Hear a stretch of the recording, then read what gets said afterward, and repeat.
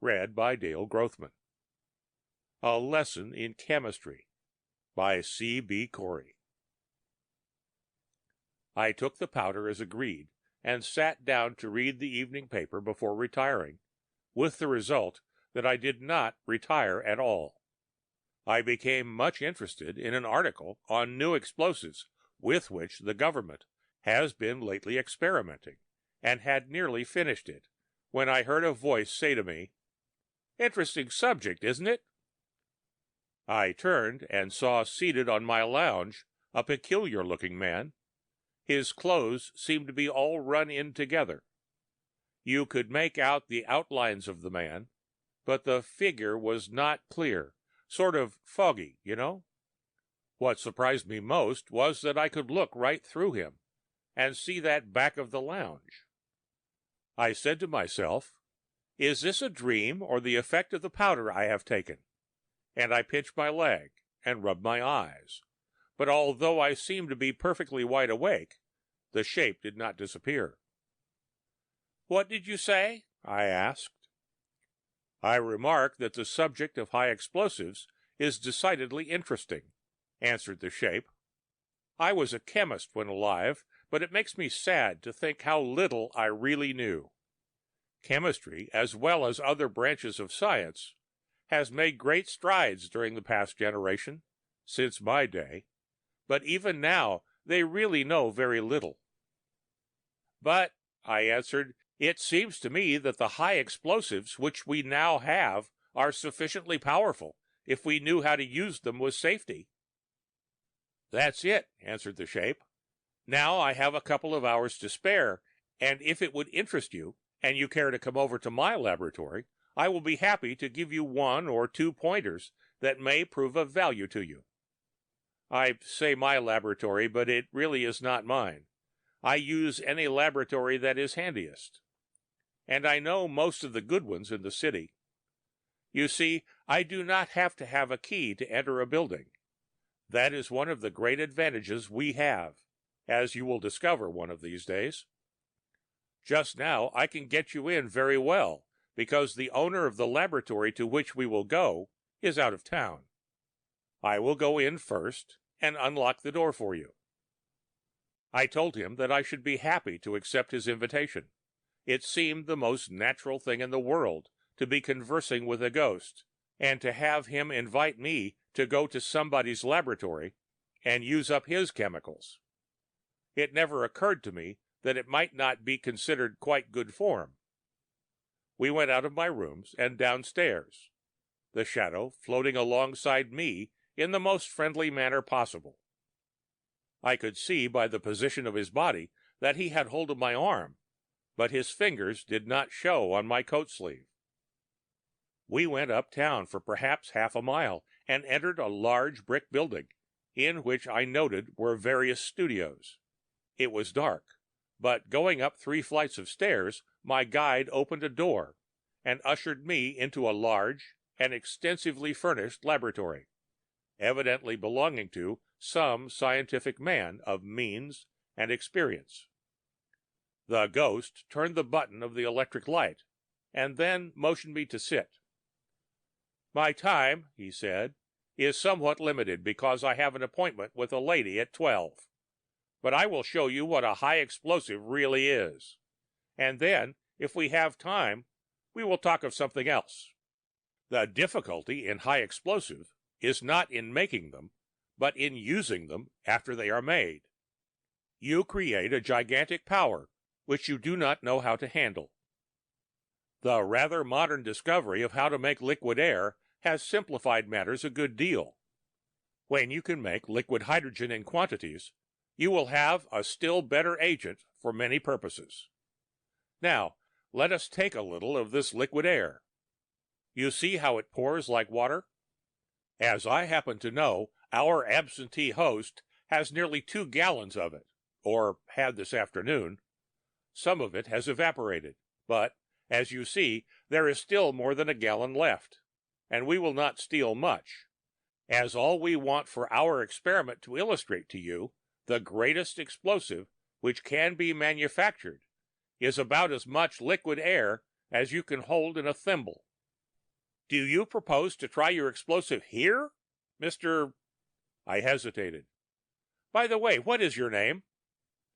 Oh, call me any old name. It doesn't matter. Mr. Spook, shall we say? A little personal, perhaps, but it will do as well as another. Now, as I was saying, I will show you how to make the most powerful explosive that was ever invented. It is possible that I did not show as much interest and enthusiasm as he expected, and to tell the truth, I was a little nervous. Spooks do not have the same interest in being careful in their experiments. An accident or two is of little consequence to them, but might be decidedly disagreeable to me. I may have shown something of what I was thinking in my manner, for Spook looked at me keenly. What is the matter? You do not appear interested. On the contrary, I answered, I am deeply so, but do we not run considerable risk in trying such experiments in a laboratory without the consent of its owner? Not at all, not at all. I will use a very small amount of the explosive, and there will be no damage done. Have you attempted to make it before, Mr. Spook? I ventured. Oh, yes, last week. That was a mistake. You see how I know all about it? I didn't then. The explosion was something awful. It blew the building pretty much all to pieces. If I had been alive, I don't believe you could have found a piece of me as large as your finger. They called it spontaneous combustion. However, we won't have anything of that kind tonight. Please don't, I answered. No, I promise you. Now we will take a little of this red phosphorus. Ordinary phosphorus will not answer. And pour a little liquid air on it, stirring it gently as you see. Now, if I should let that dry, it would explode at the slightest touch. But we do not want that. We wish to increase its power. So we add a little chlorine of potassium.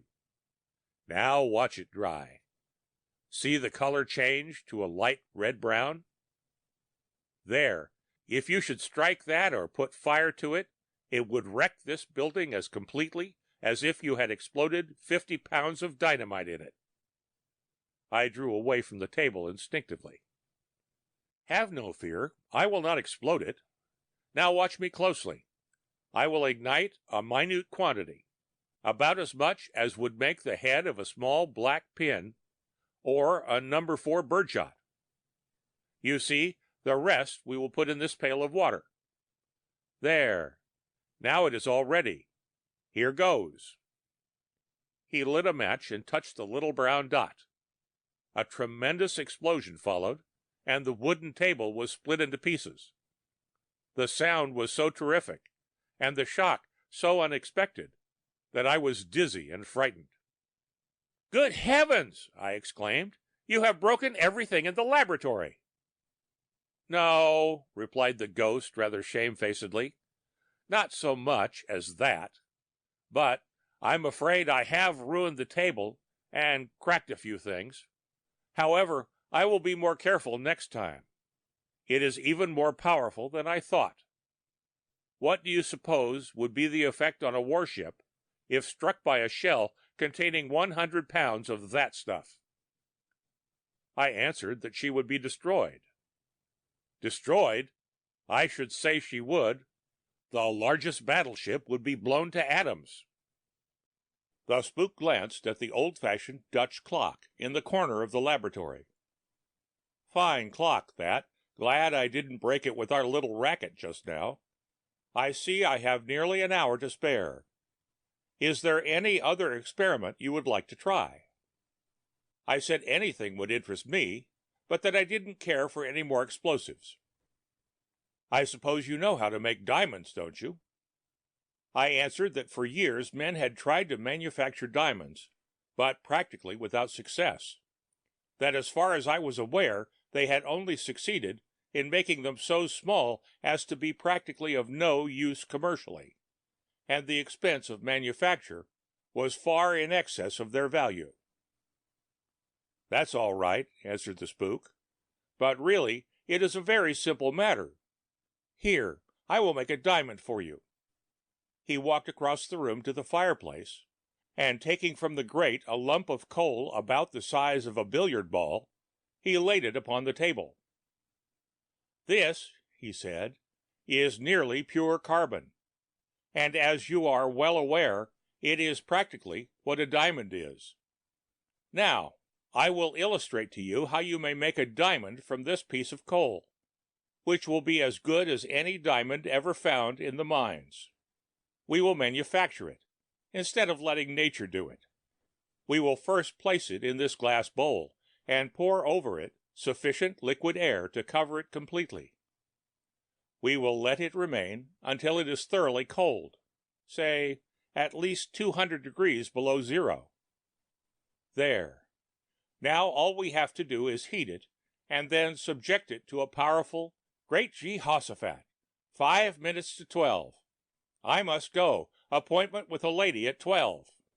But I say, old fellow, just hold it under the blowpipe and get it hot. Just as hot as you can. I will be back soon. Ta-da!" His last words came to me faintly through the window. He had already floated out. I took the queer-looking piece of coal and began heating it under the blowpipe. It did not burn as I thought it would, but turned red and then white. Gradually it seemed to grow larger and larger, and brighter, until I opened my eyes and found myself in bed, with the sun shining full upon me through the open window.